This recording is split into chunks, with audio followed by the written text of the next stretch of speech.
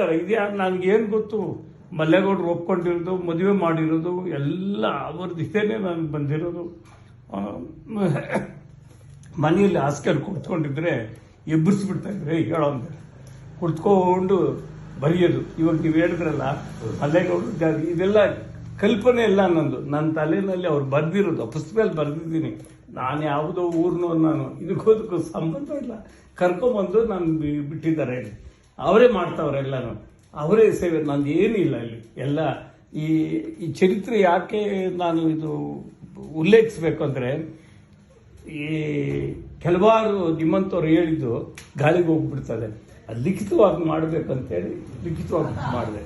ಅದನ್ನ ಇವತ್ತು ಸಾರ್ವಜನಿಕರಿಗೆ ನೋಡಿ, ನಾನು ಹೇಳುವಾಗ ಹೌದು ಹೌದು ಹೌದು ಅಂದ್ರೆ ಇದು ನನ್ನ ಕಲ್ಪನೆ, ಅದೇ ಅವರೇ ಬರೆದಿದ್ದಾರೆ. ನಾನು ಬಹಳ ಪ್ರಯತ್ನ ಮಾಡಿದೆ. ಅವ್ರು ಇರೋವರೆಗನೆ ಒಂದು ಮಠ ಅದ ಕಲ್ಲು ಹಿಂಗೆ ಎತ್ತು ಕೊಟ್ಟರೆ ಬಂಗಾರ ಆಗ್ತಾ ಇದೆ ಅಂತ. ಅದ್ರೊಳಗೆ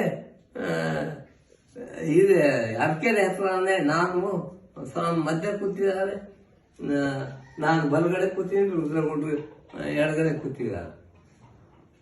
ಮಠದಿಂದ ಉದ್ಯಾನವನಿಗೆ ಹೋಗ್ತಾ ಇದ್ವಿ. ಅವನು ಯಾರು ಅಳ್ಕೊಂಡ್ ಬಂದ್ರೆ ಅವನ ಹತ್ರ ಆ ಕಲ್ಲು ಎತ್ತಿ ನನ್ನ ಕಡೆನೆ ಬಗ್ಗಿ ಕಲ್ಲು ಎತ್ಕೊಂತಿರಲ್ಲ, ಅದು ಅವನ ಕೈ ಕೊಟ್ರೆ ಬಂಗಾರ.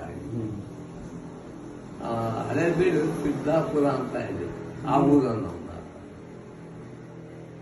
ಇಂಥದ್ದು ನಾನು ಬಹಳ ಪ್ರಯತ್ನ ಮಾಡಿದೆ. ಅವನಿಗೆ ಒಂದು ಮನೆ ಇದು ಕಟ್ಟಿಸ್ಬಿಟ್ರಿ, ಮಠ ಒಂದು ಇರ್ಲಿ ಅಂತ ಅಂದ್ಬಿಟ್ಟು, ಬೇಡಪ್ಪ ಕಟ್ಟಿಸೋ ಬರ್ತಾರೆ ಸುಮ್ಮನಿರೋ ನೋಡಿ ಮೊಬೈಲೆಲ್ಲ ಬಂತು, ಬರ್ತಾರೆ ಮುಂದೆ ಇರೋ ಅಂತ.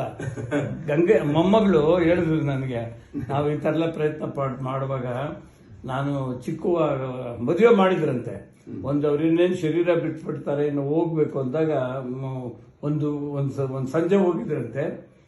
ನೀವು ಹೇಳಿದ್ರಲ್ಲ ತಾಯಿ ಆಯಮ್ಮ ಇತ್ತಂತೆ, ಈ ಸ್ವಾಮಿಗಳು ಮಲಗಿದ್ರಂತೆ ಅಲ್ಲಿ. ಅಪ್ಪ ನೀನು ಹಿಂಗೆಲ್ಲ ಬಿಟ್ಬಿಟ್ಟು ಹೋಗ್ಬಿಡ್ತೀಯಾ, ಇದು ಮುಂದೆ ಯಾರು ಅಂದ್ರೆ ಮಂಗಿ ಹೋಗು, ಇದು ಕಲ್ಯಾಣಪುರಿ ಆಗ್ತದೆ, ಕಲ್ಯಾಣಪುರಿ ಆಗ್ತದೆ, ಇದು ಮುಂದೆ ಬಂದು ಮಾಡ್ತಾರೆ ಅಂತ ನಕ್ಕರಂತೆ.